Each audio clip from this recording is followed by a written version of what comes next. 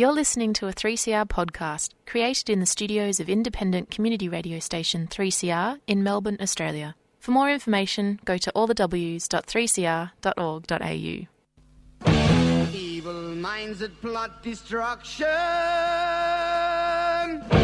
sorcerer of death's construction, in the fields of bodies burning, as the war machine keeps turning, death and hatred to mankind, poisoning their brainwashed mind. Welcome to the Anarchist World This Week, broadcast across Australia on the National Community Radio Satellite. Listen to the Anarchist World This Week, Australia's sacred cow slaughterhouse. Listen to analysis of local, national, international events. Listen to analysis you'll never hear anywhere else. Welcome to the Anarchist World This Week, broadcast across Australia via the Community Radio Network, across cities and towns across Australia, courtesy of the Community Radio Network. My name's Joseph Toscano. I'm hosting today's program. The program will be podcast the next few days. You can access the podcast by going to 3cr.org.au. The program is streaming live on 3cr.org.au. This program is coming to you from the studios of Community Radio in Melbourne, courtesy of the Community Radio Network, which streams the program sometimes live, sometimes a little bit later on, across radio stations across this country. Also, our condolences to all those people who've been locked down in Brisbane, Bundaberg, Toowoomba. We have many listeners in Queensland. And also, again, we'd like to extend our condolences to all our listeners, their families and friends who have been affected by the floods in New South Wales. All right, today I'm going to try to do something which is a little bit difficult, but I think it's important that we don't shy away from difficult subjects. We're going to join the dots. We're going to join the dots regarding oppression.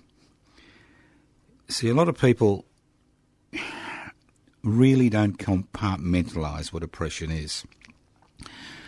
And you can compartmentalise oppression in various ways. You can look at it in class, patriarchy, cultural, racial, sexual orientation, and totalitarianism, both secular and religious. Now, whether we like it or not, we're all oppressors. We all oppress people in various ways, some of them consciously, some of them unconsciously. And the shenanigans that have been happening in Canberra over the last 6 to 8 weeks, I think, highlight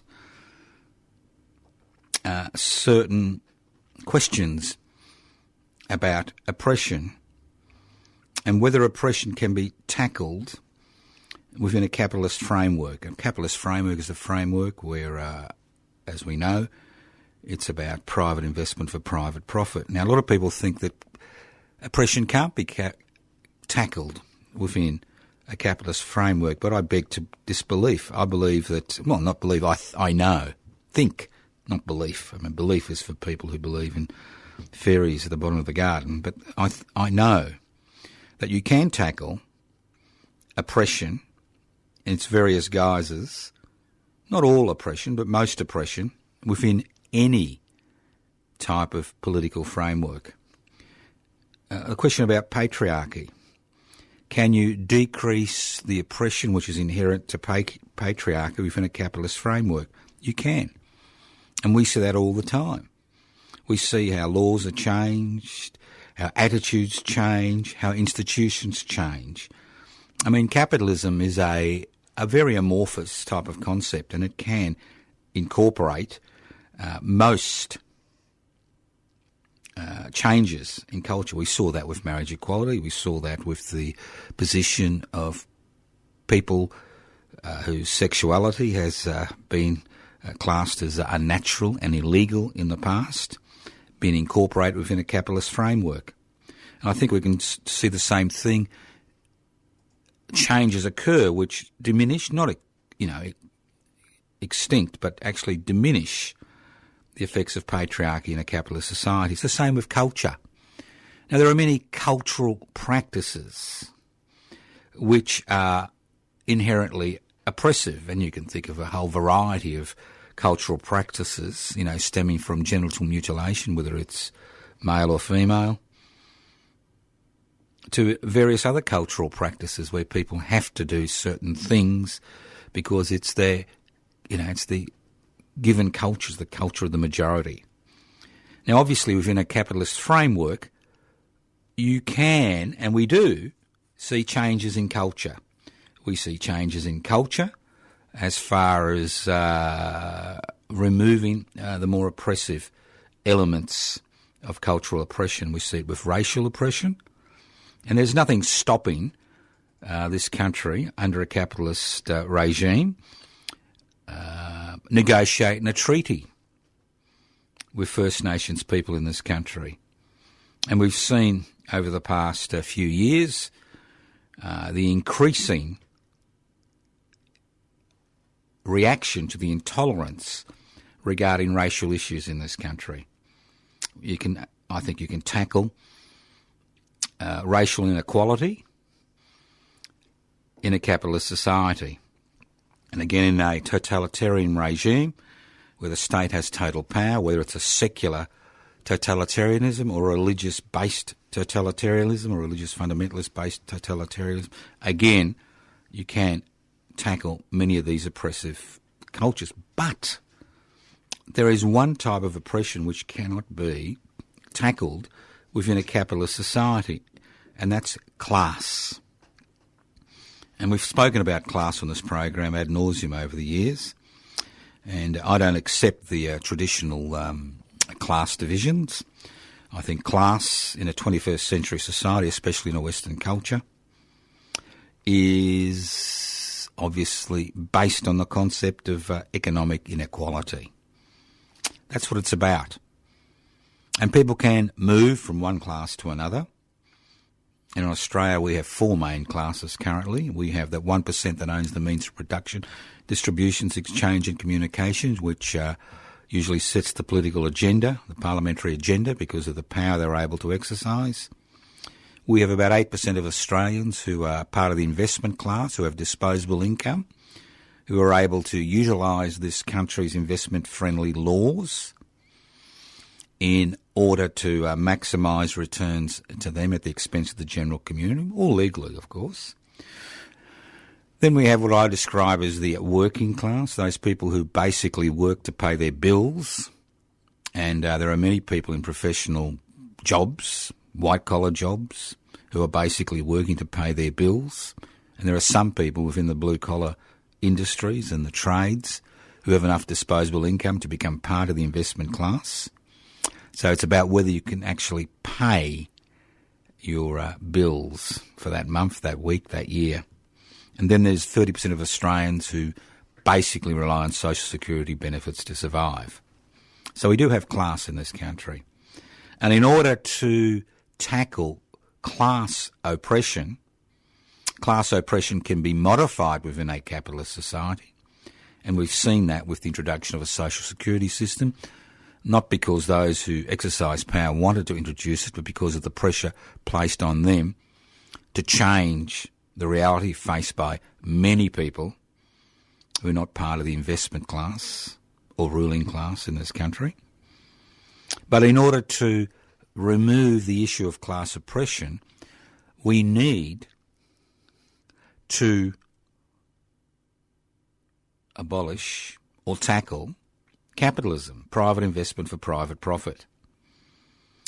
Now, ultimately, it doesn't matter whose boot or foot is on your neck. It doesn't matter whether they're white or black, pink or yellow, whether they're male or female, whether they're gay or straight. It doesn't really matter. What matters is the fact that they've got their boot on your neck. And what we are seeing is a transformation in Australian society, slow transformation, but rapid in comparison to the past, where many of the oppressions which individuals face and communities face are being tackled. And obviously the latest one has been patriarchal oppression. Now, we've also got another oppression, which is called imperialist oppression. And if you look at the West Papuan situation, they are the victims of imperialist oppression. And imperialist oppression is not just a Western phenomenon. It's a phenomenon where one group dominates another group and strips them of their natural resources in order to enrich themselves at the expense of that other group. So we have all these types of oppressions in our society, and we are all guilty. I'm as guilty as the next person. I've been an oppressor, whether consciously or unconsciously. But the important thing is that the struggle against oppression is ultimately a struggle against capitalism and class. Although capitalism can incorporate many and resolve, to a certain degree, many of the oppressive practices which occur in our society, whether it's patriarchal, cultural, racial, totalitarian, imperialistic, and the list goes on and on, it cannot incorporate the struggle against class divisions in our society. Listen to the Anarchist World This Week, broadcast across Australia via the Community Radio Network. My name's Joseph Toscano. I'm hosting today's program. The program is podcast. If you wonder how to access the podcast, go to 3cr.org.au. Ultimately, what oppression is allowed to exist to a significant degree is linked to the struggle to call out that oppression. Now, we've seen parliamentary behaviour, ingrained parliamentary behaviour at a federal level, which is totally unacceptable. And while the rest of society has moved on, they don't seem to have moved on. And a significant issue is that people have not been willing to call out that oppression, because there is a price to pay when you call out that oppression. Miss Higgins found herself in that situation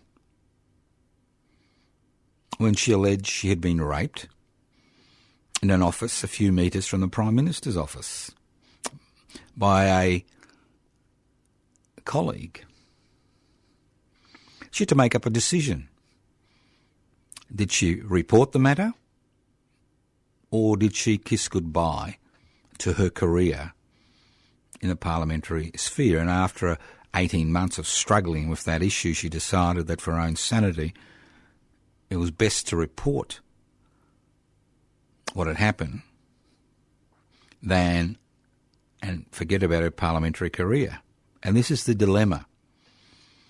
When you struggle against oppression, there is always a price to pay. And in a totalitarian regime, that means imprisonment and possibly torture and execution. In Western society and so-called liberal democracies, what it means is marginalisation, ostracisation, and the loss of the ability to earn an income, the loss of a career. And we see this over and over again when whistleblowers in this country raise issues of corruption, inequality, and the list goes on and on. But if you don't call it out, it'll continue to fester, as we saw it fester in the federal parliament for years, decades, because people were not willing to call it out because of the personal cost. Sometimes you need to accept the personal costs, and I could describe a number of situations I've been involved in over the decades, where although you lose out financially, and maybe as far as your career is concerned, you, by calling that type of behaviour out, you can institute attitudinal change and possibly push for a cultural change. Now, if you wonder what anarchy is all about, anarchos without rulers, what gives rulers the ability to exercise power, inequalities inequalities in power and wealth. So the anarchist struggle is the struggle to share power, devolve power, the struggle to hold wealth in common and use it for the common good. So ultimately the anarchist struggle is an anti-capitalist struggle. It's a struggle against private investment for private profit. It's a struggle against oppression. It's a struggle based on the concepts of mutual aid and cooperation, not competition. It's a struggle which aims to break down hierarchies and hopefully tackle the issue of oppression. Not that anarchists are free of the guilt of oppressive behaviour. We're just as, guilty as many other sections of the community, but at least within an anarchist framework, you don't have the hierarchical structures which allow individuals or a small group to determine the fate of billions of people.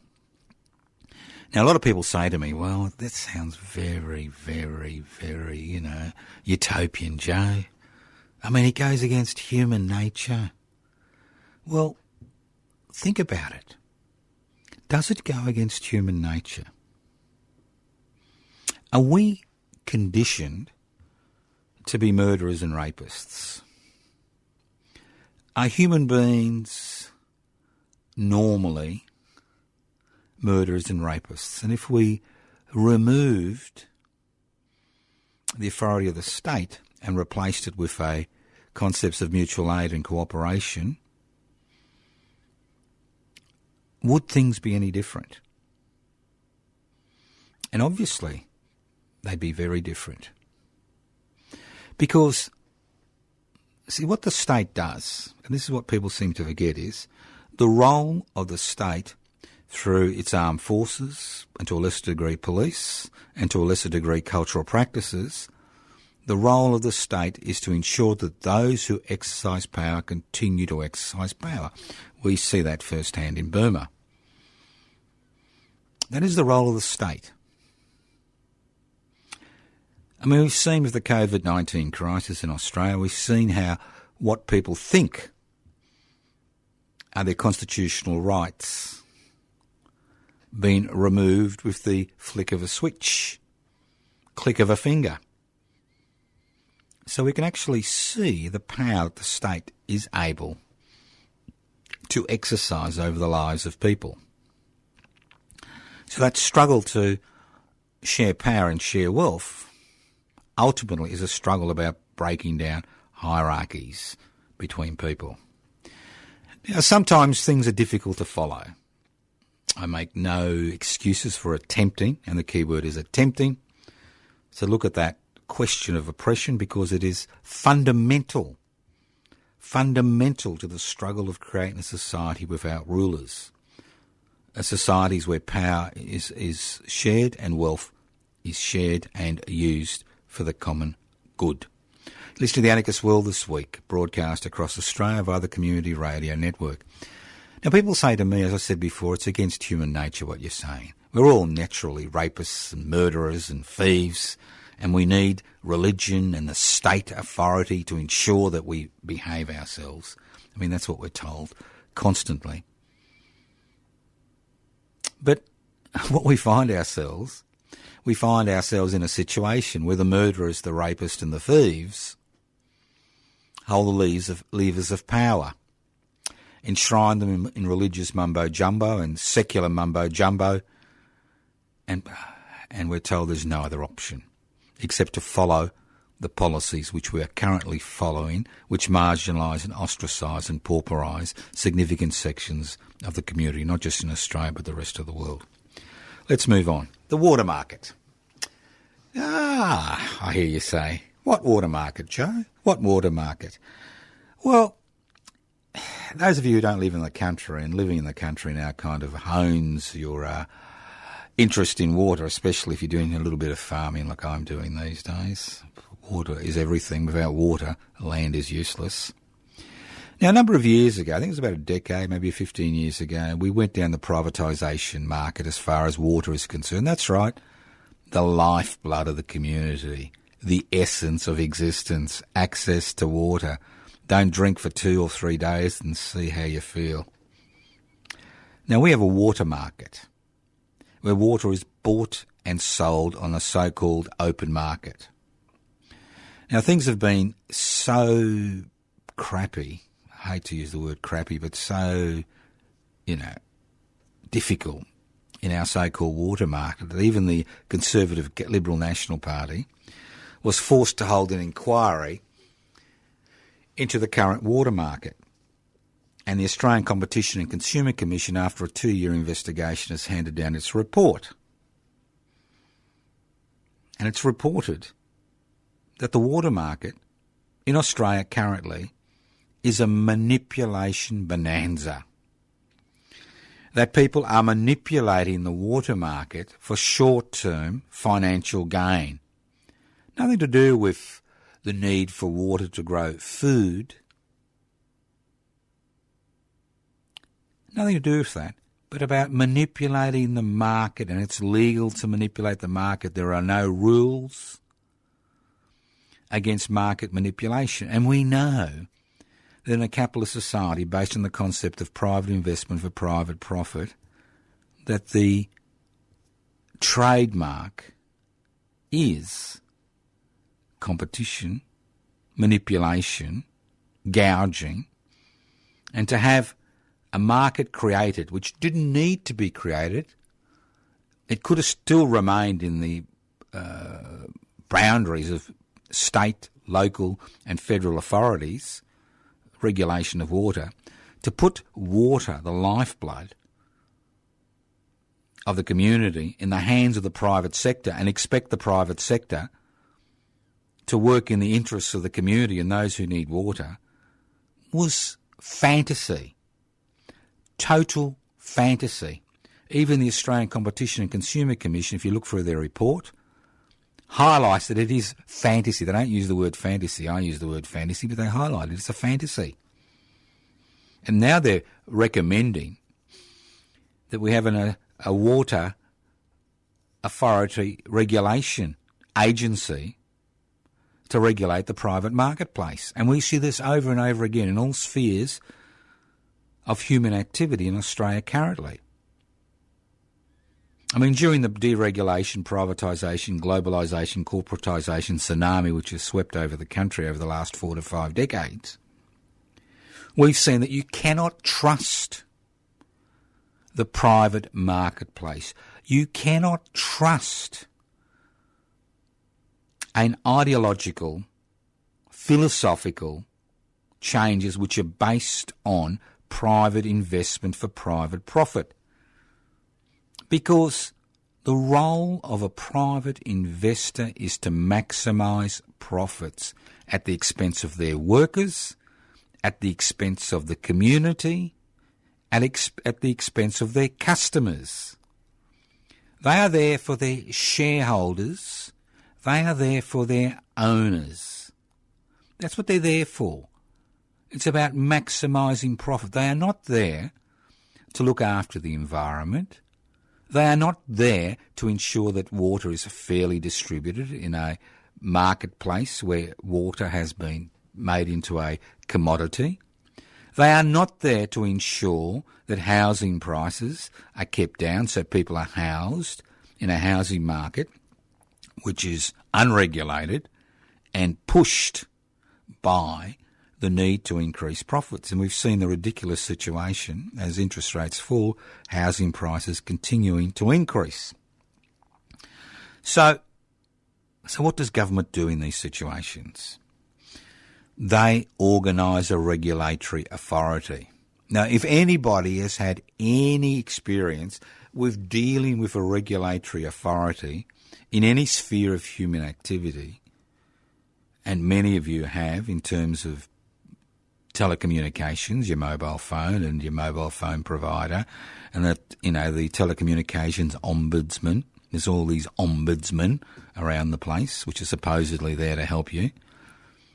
And you find two issues when it comes to these regulatory authorities. One, they're underfinanced, and two, they're understaffed. It's all very well having a regulatory authority, but if the government of the day is not willing to give them the staff and the finances to do their job, as we saw with the Australian Competition and Consumer Commission, well then how can they do their job? It's a little bit like asking me to do surgery on somebody who needs their appendix out and giving me a nail file to do the surgery. No stitches, no knives, no sterile equipment. Just a nail file. Say, look, take out the appendix. Well, obviously there's going to be problems, big problems. And that's the dilemma. When government, especially at the federal level, has been hijacked, that's right, hijacked with your permission, that's right, our permission, we've allowed this to happen because we thought we were all going to get rich, rich beyond measures, let's privatise everything, let's give everything to the private sector and we're all going to be rich. I mean, the latest casualty is the National Disability Insurance Scheme. Great scheme. I fought for it for over 40 years. But now, National Insurance Disability Scheme is manipulated by private corporations. And we're not talking about small companies, but private corporations who've muscled into the area in order to maximise their profits at the expense of their customers. And that's the people with disabilities. Think about it. You're listening to The Anarchist World This Week, broadcast across Australia via the Community Radio Network. This program is streaming live on 3cr.org.au. The program is podcast. You can access the podcast by going to 3cr.org.au. A few other websites you may be interested in. You can go to Defend and Extend Public Housing, everybody's business. You can go to anarchistmedia.org, public interest before corporate interest. Just remember, if you're unhappy with what's happening, you're unhappy with the political shenanigans, you're unhappy with the current virtual ALP conference that's happening and the direction the ALP is going in, if you're not happy with the extent of green policies, you've always got public interest before corporate interest to look at. Go to the website, pibci.net, pibci.net, and if you're interested, join. There's no point complaining in life unless you're willing to do something about it. There's no point complaining. Nobody listens. Nobody particularly cares about your complaints unless you get together with other people, broaden the debate, about what should and shouldn't be happening. Think about it. You can go to, you can leave a message on 0439 395 489. I mean, I get all types of messages on 0439 395 489, but leave a message. I may ring you back. I may not, depending on the message. Normally I do ring back. You can all, if you're sick of technology and you've got your crystal radio there listening to The Anarchist World This Week, you can always write to me at Post Office Box 20, Parkville 3052. Post Office Box 20, Parkville 3052, or leave a message on 0439 395 489. You can go to the Facebook page, Joseph Toscano for the public, and the list goes on and on. YouTube channel, Twitter, not that it makes much difference at the end of the day. And what makes difference is feet on the ground. Listen to The Anarchist World This Week, broadcast across Australia via the Community Radio Network. Now, I am sick and tired. No, I'm not sick and tired of broadcasting, although I should be after almost 44 years. But I'm sick and tired of the concept of equal opportunity. I mean, the Australian Labor Party is trying to rebrand itself as the Equal Opportunity Party. So what does equal opportunity mean? I mean, life in Australia is a handicap race.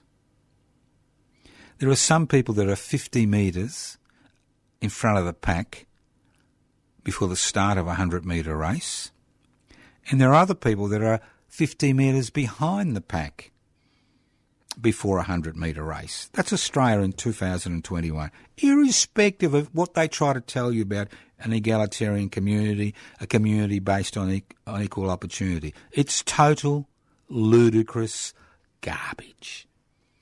Garbage of the first order. Think about it. You've got a 100-metre race. You go to the Olympics, coming up in Tokyo, you see your 100-metre race over in 9.8 or 9.9 seconds. Everybody's on the same starting line.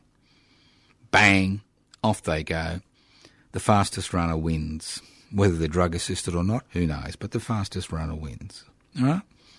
Life. Let's get back to life. Life in Australia. equal opportunity. The type of opportunity you're able to avail yourself is totally dependent on the amount of disposable income your parents or guardians have. It's that simple.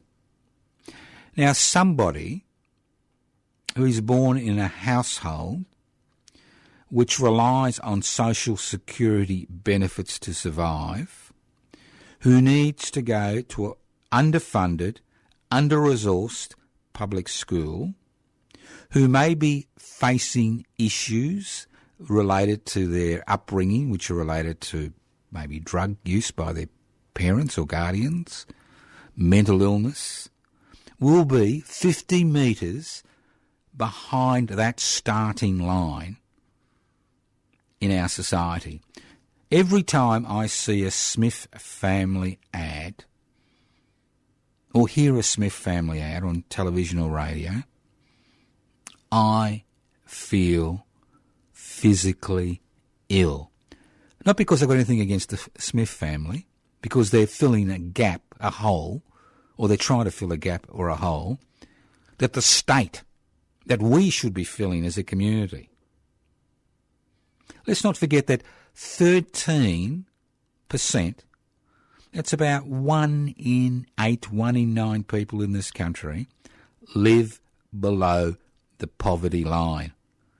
And of those 13%, almost 700,000 are children. Now, do you think those 700,000 children have the same opportunity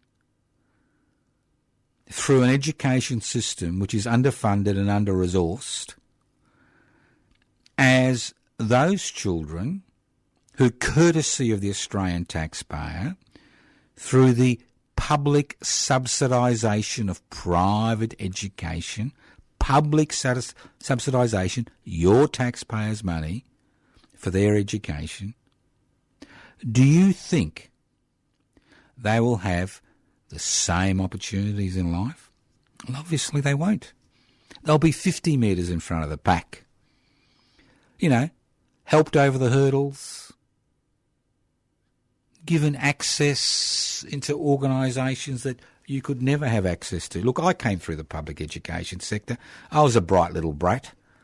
I mean, that was what they used to call me, a bright little brat. You know, somebody from the underclasses using the public education sector to get through, you know, get some type of degree, go to university, first member of my family ever to go to university, and there are many other Australians who in the 1970s, when we had 3 tertiary education, courtesy of the much maligned Whitlam-led Labor government, a Labor government that Mr Albanese could take a leaf out, but yet they haven't got the guts today to take a leaf out of that government's policies. You know, bright little brat. But there's a ceiling. And it's not just a patriarchal glass ceiling. It's a class glass ceiling. You find you get your degree, but, the best jobs never meant for you, mate. They're meant for somebody else. So there's no equal opportunity. It's total garbage. Education is not a social elevator. It could be a social elevator. What we have is we have an apartheid system in education. It is an apartheid system where children don't mix. There is no mixing. There is no friendships groups. There's none whatsoever. There's no mixing between the private and the public sector.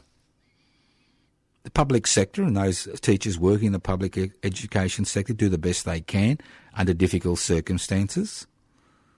But there is no mixing of people in our society. And that's a problem. When you've got an apartheid system as far as education is concerned, where money, access to money, determines what type of education system you're going to use, then you've got real problems, because what you are doing is you're ensuring the divisions which exist today will exist tomorrow and exist the day after and the day after and the day after. At least in Finland, private education is outlawed. Now, I've got no problems with private education, but I would like them to pay their own way. If a parent feels so determined that their kid, needs to have a private education and they're willing to pay for it, I don't care. But I do care when billions of dollars, more than actually go to the public health sector, are given to the private education sector, which educates less than 30% of children in this country. And if you talk about equal opportunity, it does not exist. It has never existed and will not exist within a capitalist framework where we have class divisions. Let's move on. Public housing. Now, I understand that Defend and Extend Public Housing, co-convener Mr. Howard Morosi, is putting forward a response to the Victorian Labor government's 10-year housing strategy. Unfortunately, the comments close on the 9th of April, not that Howard is stupid enough to believe that his submission will make any difference, but at least he wants to make sure there is some type of, dissenting voice. Because public housing has been buried, cremated by the current Labor government and previous Liberal governments in Victoria. They have thrown their hat into the private sector. And over the last 3 decades, they have done everything possible to destroy the concept of public housing. Now, I keep saying that public housing is everybody's business. Public housing is not,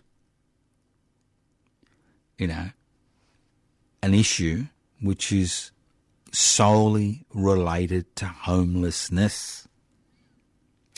In an era when fewer and fewer people are able to access the housing market, and even those people who are now accessing the housing market at ridiculously low interests, taking out ridiculous loans for shoeboxes around the country, will find themselves in an exceptionally difficult situation if the interest rates even double in the next few years. And I'm old enough to remember when I was paying 17.5% interest on a mortgage, home mortgage. But think about it. If you've got a $500,000 loan, which is standard these days, if you want a little shoebox somewhere out in the suburbs, $500,000, 10%, that's $50,000. 17%, that's about $78,000, $79,000 just in interest. Think about it. Who earns that? Who's able to look after that? Well, you're not. But let's get back to the public housing sector. I don't want to muse about interest rates today. Right. So why is public housing everybody's business? Why is it a win-win situation? Well, let's go through it step by step. Now, I encourage you over the next few days when it's put up to go to the Defend and Extend Public Housing Facebook page, or Public Housing Everybody's Business Facebook page, or my own Facebook pages, in order to look at Mr. Morosi's response and how it is a co-convener of Defend and Extend Public Housing, to look at the response to the Victorian Labor government's 10-year strategy. Because the 10-year strategy is solely based on grandfathering, you like that? Grandfathering public housing. And what does that mean? That means when somebody moves or dies, that public housing unit is privatised, sold.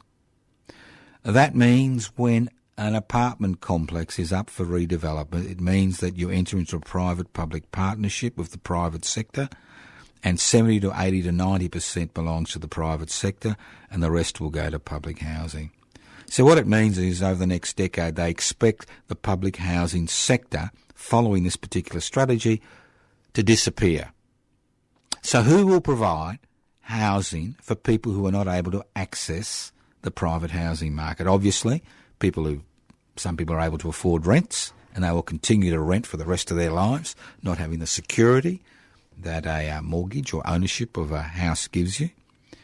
And others will just find themselves homeless. Because this is a policy, this is a strategy about giving titles and management rights to privately run organisations to provide housing. It's a little bit like the National Disability Insurance Scheme, where the private sector is skimming the milk off the scheme and providing basic services to people. It's a little bit like, it goes on and on. Any privatised area, you can see the same story. So why is public housing good? Well, in a capitalist society, you don't want the private sector to dominate a particular marketplace. If they dominate a particular marketplace, they form cartels, whether officially or unofficially, set prices to maximise returns to them and their shareholders. It's that simple. And it's the same in the housing market as we've seen today. If there is a weak public housing sector and no strategy to extend the public housing sector, what you see is more and more money flowing to the private sector, housing prices increasing, and the beneficiaries are basically the investment class, who can use negative gearing laws to maximise their returns. It's very simple. So what does public housing do? One, it helps to provide equal opportunity, because there is nothing more important to a child's growth than security, and housing security is fundamental to childhood development. If you've got to move every 12 months to a new school and form new friendship groups, it is particularly difficult for that individual. And it's highly likely, not in all cases, but it's highly likely in a significant number of cases, that those children will fall behind in school and may be attracted to a more, let's say, criminal lifestyle. So housing security is fundamental for childhood development. Public housing provides security as long as you pay 25% of your income, and that's the key, 25% of your income, not market rents, which are not related to your income, but 25% of your income. Then you've got that secure base via which to rear a family. Very simple. I mean, traditionally, public housing wasn't just for people in desperate situations who were thrown into ghettos. Public housing was for anybody who could not afford to enter the private market as far as purchasing a house is concerned. So public housing provides secure environment. It ensures that money is released into the community. Now, if there's one thing the COVID-19 crisis highlighted when JobSeeker was doubled as an emergency, now it's back to what it was. Oh, sorry, my apologies, I made a mistake. You did get a $3.57 rise every day. My apologies. Look, I like to be right here on the Anarchist World this week. You know, I keep forgetting about all that money you've got extra on JobSeeker, but, you know, you'll sort that out if you live in Brisbane currently. Now, so getting back to public housing. So what it means is that by providing secure housing and 25% of income, you release spending power. So who spends money in our society? Basically, believe it or not, it's those people with the least, because they need to spend every spare cent to improve the situation they find themselves in. So when your rents are fixed at 25% of income, it means you've got more disposable income to buy other stuff. Whether that's good or bad is a different matter. But think about it. So there are many positives to public housing, exceptional positives to public housing. And as I keep saying, the best way to build the public housing sector is to forget about the Labor government's 10-year strategy. It's a strategy to privatise what's left of the public housing sector, give away the titles to the community, affordable and social housing sector. The best way is to extend the public housing sector. Now, how do you finance it? Very simple. If you've had the pleasure of buying a home, you've got a thing called sales tax on your home. That's right. It's pretty big. As prices go up, the amount of money that goes to the government coffers increases. And over $6 billion will go into the Victorian State Government's coffers. This year alone, as people buy homes, buy and sell, you've got to pay the sales tax. So, if that $6 billion was quarantined for public housing, you could house everybody on the public housing waiting list in 12 months. You could house everybody who was homeless in 6 weeks. You could house 15% of the Victorian population within a decade.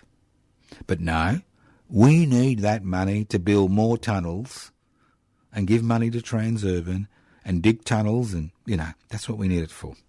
Not for public housing. Doesn't matter. I mean, those of you who live in big cities will notice that as the COVID-19 crisis begins to abate, the homeless find themselves back on the streets, and it's very simple. Why? Because during this period, governments have been busily using the situation, the COVID-19 crisis, to continue their privatisation agenda as far as public housing is concerned. And when it comes to gold stars and rubber stamps, elephant stamps, the biggest privatisers of public housing in the state of in the country is the Victorian Labor government, led by Mr. Andrews. Okay, let's move on. Now, I'm interested in looking at the concept of war crimes, or just desensitisation and military. Now, a lot of people look at the situation in Burma and shake their heads and say, how can Burmese troops kill unarmed civilians in that country? And over 550, possibly 600 by now, have been killed, not by police, but in the majority of cases by Burmese soldiers. At the same time, we had the Brereton report, and we've seen an extension of the Brereton report, and we've seen that Australian special forces have been accused of murdering over 120 civilians, some women and children.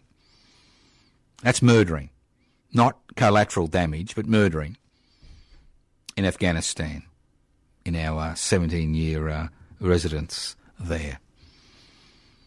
So what is it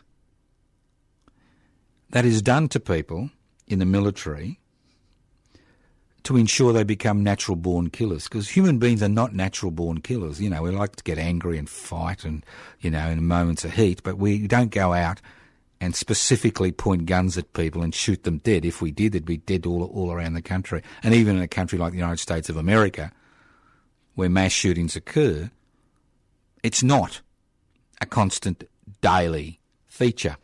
And they've got guns galore. So what is it in the military process that breaks down a human being and reassembles them in a way that they become natural-born killers, that they don't ask any questions when they're asked to point a gun at somebody and pull a trigger, even if it's their fellow, countrymen and women? We see that in Burma, and we see that around the world. We saw that in Sudan about 15 months ago. We see it in Yemen currently. We see it in many areas of the world where there are military disputes. And to a significant degree, military training is the same around the world.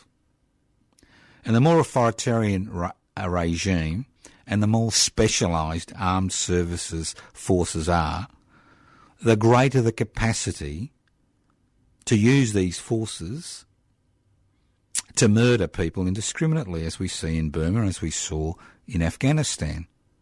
Australian troops. I just don't think it's, an Asian problem.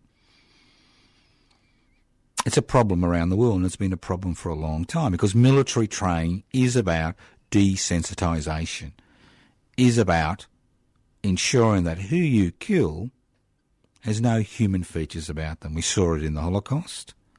We saw it in World War II. We saw how 20 million Russians were wiped off the face of the earth by the Nazis. So, militarisation, by its very nature, creates killers, and you do that in a variety of ways. And the greater the risk of oppression in a particular society, the more isolated the military are from the people. Now, in Afghanistan, Australian troops lived, in their little bubble in the province they were supposedly pacifying. Them and us mentality. Them was every Afghanistanian. Us was the Australian military troops. In Burma, it's the same thing. Burmese military troops who are responsible for atrocities over the last 6 decades, many atrocities, including the death of 6,000 Buddhist monks in 1988, live in barracks. They're isolated from the community. They're considered to be special people. And this is part of that militarisation of society which allows ordinary human beings, family members with children, to do the most unspeakable crimes. Look at the unspeakable crimes which were performed by the Nazis during World War II. I mean, many of those people, were loving fathers, loving mothers, they loved their children, but when it came to other people's children, they were so desensitised, they were actually able to eliminate people as if they were not human, mere cattle. So it's about militarisation. That's why anarchists have always been against militarisation. They've been against the concept of having a military which has been so desensitised it can be used to create the most inhospitable environment and be guilty of the most unspeakable crimes on behalf of some ruling elite. You're listening to The Anarchist World This Week, broadcast across Australia via the Community Radio Network. And last but not least, don't forget May Day's on the 1st of May. Yes, in some lucky states you have a public holiday and you'll be marching around on the 1st of May. Unfortunately, Victoria, we march around, well, I don't, but they march around on the first Sunday after the 1st of May. But on the 1st of May, we'll be conducting a little bit of a Melbourne historical anarchist walk. Bit of exercise. Now, Chummy Fleming was the Melbourne anarchist, well-known Melbourne anarchist, if you look at the historical literature, involved in many campaigns. He was such an entity that he had a little laneway named after him, Chummy, Chummie Lane, in Carlton in Melbourne. So we'll be starting our little walk at Chummy Lane in Melbourne at 11 a.m. on Saturday the 1st of May, and then we'll be visiting historical anarchist sites in the Melbourne CBD, including Her Majesty's Theatre. So what have anarchists got to do with Her Majesty's Theatre? Well, in 1886, on the 1st of May 1886, heeding the call of the combined trade unions of Canada and the United States of America to mark the 1st of May as a day of national protests for an 8-hour day, the Andre brothers formed the Melbourne Anarchist Club, the first anarchist organisation in Australia. So we'll be starting off at Chummy Lane, finishing at Her Majesty's Theatre, a lot of little places in between which were important to the anarchist movement, which was a very strong movement in the 1880s and 1890s in the city of Melbourne. And then we will walk 7 metres, a whole 7 metres across the road to the Paramount Food Hall for a bit of a feed. So if you're sick and tired of, walking up and down streets with, holding banners, look, go to the May Day celebrations in your city. But think about, if you're in Melbourne, come along for the Melbourne Historical Anarchist Walk. You don't have to book, just turn up. I'll talk more about it in a few programs' time. Thank you for listening to The Anarchist World This Week on the Community Radio Network. This program has been streaming live on 3cr.org.au from the studios of the Melbourne radio station 3CR. The program is podcast. It will be podcast the next few days. You can access the podcast by going to 3cr.org.au.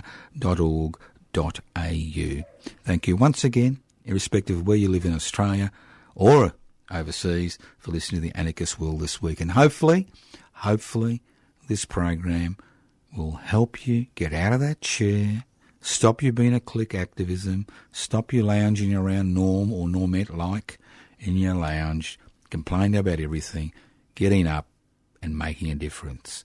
Listen in to the Anarchist World this week, next week, via the Community Radio Network. Sorcerer of death's construction. An analysis you'll never hear anywhere else. Anarchist World this week. Australia's sacred cow slaughterhouse. 10 a.m. every Wednesday. Listen to the Anarchist World this week for an up-to-date analysis of local, national and international events. Poisoning their brainwashed minds. Oh, Lord, yeah.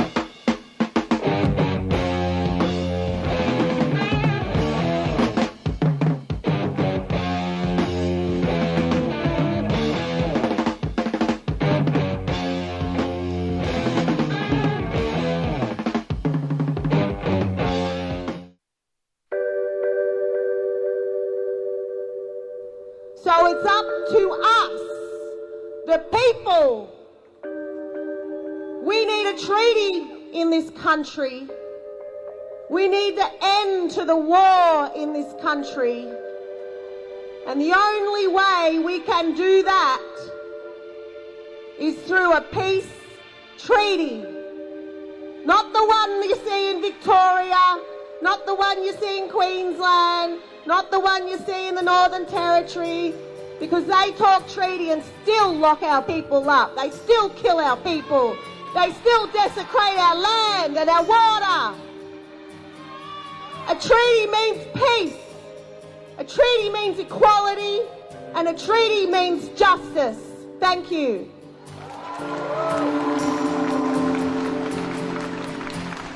Subscribe to 3CR in 2021. Feed Radical Radio. Subscribe today. Go to 3cr.org.au/subscribe or call the station on 94198377.